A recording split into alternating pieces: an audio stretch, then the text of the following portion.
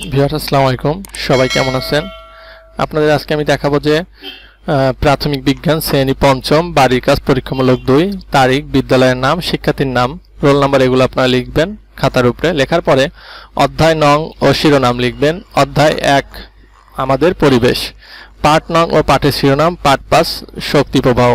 পৃষ্ঠা নং ও পাঠের অংশ লিখবেন। পৃষ্ঠা 6 থেকে বেঁচে থাকার জন্য জীবের শক্তি প্রয়োজন ডট ডট ডট থেকে সহপাঠীদের সাথে আলোচনা করি।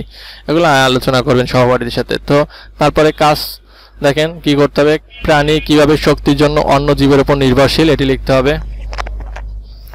কি করতে হবে, শিক্ষার্থীরা পৃষ্ঠা 6 এর ছবিটি দেখবে, 6 এর এবং পৃষ্ঠা 6 এর ছবি দেখে কে কাকে খায় তা ক্রমানুসারে নিচের ছকে লিখবে।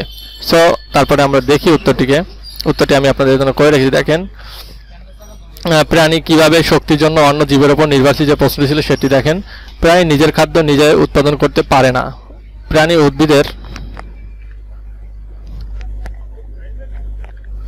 উদ্ভিদের কাণ্ড, শাখা ও ফলমূল খাদ্য হিসেবে গ্রহণ করে। আবার উদ্ভিদ অক্সিজেন ত্যাগ করে আর প্রাণী তা গ্রহণ করে। এই গ্রহণকৃত অক্সিজেন প্রাণীর গ্রহণকৃত খাদ্যকে ভেঙে শক্তি উৎপাদন করে। অতএব প্রাণী শক্তির জন্য অন্য জীবের উপর নির্ভরশীল। এরপরে যে ছিল খাদ্য এবং খাদ্যকে সম্পর্ক কে খায়। খাদ্য এবং খাদ্যকে সম্পর্ক কে খায় দেখছেন আপনারা, এটা কয়বার লেখা আছে দেখেন, খেয়াল করেছেন? দেখেন 4 বার লেখা আছে কে খায়। সো আমরা দেখেন লিখেছি ফার্স্টে ঘাস খায় ঘাসফড়িং, ঘাসফড়িং খায় ব্যাং, ব্যাং খায় সাপ, ঘাসফড়িংয়ে ঘাসকে খায় ঘাসফড়িং আর ব্যাং কি খায় ঘাসফড়িং। দেখেন এখানে একটা জিনিস আছে খুব সুন্দর, ঈগল শেষের দিকে আসে, ঈগল খায় সাপ, সাপ খায় ব্যাং, ব্যাং খায় ঘাসফড়িং, ঘাসফড়িং খায় ঘাস। খেয়াল করছেন? এভাবে হবে। এবার সঠিক উত্তরে টিক চিহ্ন দেখি। আমাদের এই প্রশ্নটি নিয়ে সঠিক উত্তরে টিক চিহ্ন হবে সূর্য, খাদ্য, ঘাসফড়িং, এটা টিক চিহ্ন দিতে হবে। সংক্ষিপ্ত প্রশ্ন দেখেন, প্রশ্ন কি আছে আমাদের?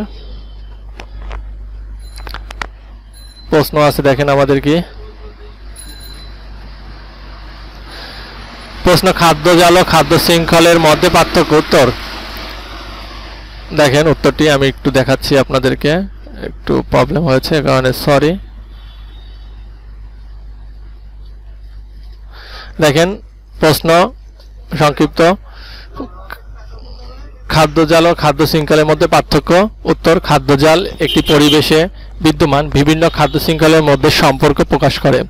অপরদিকে খাদ্য শৃঙ্খল একটি পরিবেশের উদ্ভিদ থেকে প্রাণীতে শক্তি প্রবাহের ধারাবাহিক প্রক্রিয়া প্রকাশ করে।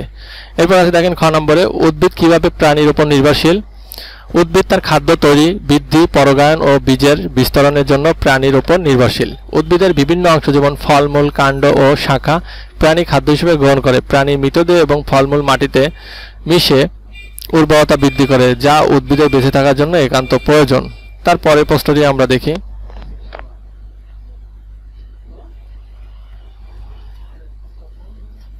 তারপরে প্রশ্ন, পরাগায়ন কি? যে পদ্ধতিতে ফুলের পরাগধানী থেকে পরাগরেণু সেই ফুল বা অন্য ফুলে অথবা একই প্রজাতির অন্য কোনো উদ্ভিদের ফুলের গর্ভমুণ্ডে স্থানান্তরিত হয় তাকে পরাগযোগ বা পরাগায়ন বলে। উদ্ভিদের পরাগায়ন প্রধানত 2 ধরনের হয়ে থাকে, স্বপরাগায়ন এবং পরপরাগায়ন বা ইতর পরাগায়ন। এবার দেখেন 3 নং প্রশ্নের উত্তর ছিল আমাদের কিছু। 3 নং বর্ণনামূলক প্রশ্ন, উত্তর, খাদ্য শৃঙ্খল দেখা যায় ঘাসফড়িং কিংবা পোকামাকড় উদ্ভিদ খেয়ে বেঁচে থাকে। ব্যাঙ ওই সমস্ত পোকামাকড়কে খাদ্য হিসেবে গ্রহণ করে বেঁচে থাকে। কোন কোন শৃঙ্খলে দেখা যায় সাপ ব্যাঙকে খাদ্য হিসেবে গ্রহণ করে এবং ঈগল ও ব্যাঙকে খাদ্য হিসেবে গ্রহণ করে বেঁচে থাকে। এ থেকে বোঝা যায় সাপ, ঈগল ও একই রকম ভূমিকা পালন করে। খাদ্য শৃঙ্খলের মাধ্যমে ব্যাখ্যা, ঘাস, ঘাসফড়িং, ব্যাঙ, সাপ, ঘাস, ঘাসফড়িং, ব্যাঙ, ঈগল, ঘাস, ঘাসফড়িং, ব্যাঙ, ঈগল, সাপ ও ঈগল।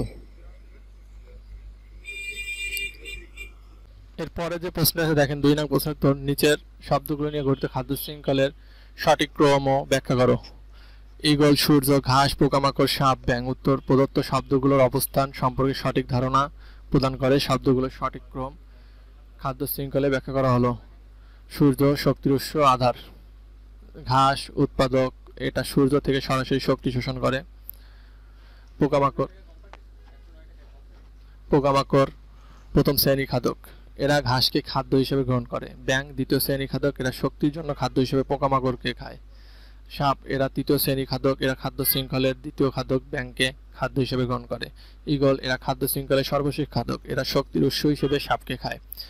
প্রদত্ত শব্দগুলোকে খাদ্য শৃঙ্খলে নিজের ক্রমে সাজানো যেতে পারে। দেখেন সূর্য, ঘাস, হরিণ, ব্যাঙ, সাপ, ঈগল। সুতরাং প্রদত্ত শব্দগুলো দিয়ে সূর্য থেকে ঘাস হয়ে ঈগল পর্যন্ত শক্তির প্রবাহ ধারাবাহিকভাবে খাদ্য শৃঙ্খলের মধ্য দিয়ে প্রবাহিত। এরপরে আছে দেখেন জীব কিভাবে বায়ুর উপর নির্ভরশীল তা ব্যাখ্যা করো।